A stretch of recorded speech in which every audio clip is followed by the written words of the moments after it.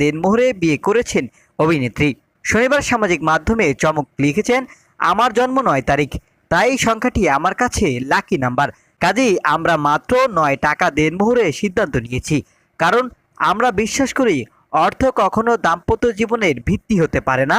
আমরা এটাও বিশ্বাস করি আমাদের ভালোবাসা কিংবা একসঙ্গে থাকার হিসাবটা টাকা দিয়ে কখনো পরিমাপ করা যাবে না। ক্যাপশনে অভিনেত্রী আরও লিখেছেন, খুবই সাদামাটাভাবে বিয়ের আয়োজন সারা হয়েছে।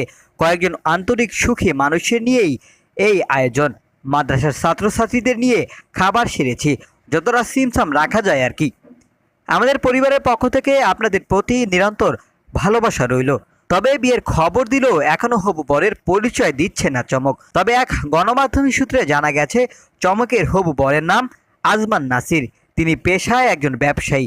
ব্যবসার পাশাপাশি চমকের সঙ্গে দ্য লাস্ট হানিমুন নাটকে অভিনয় করেছেন তিনি।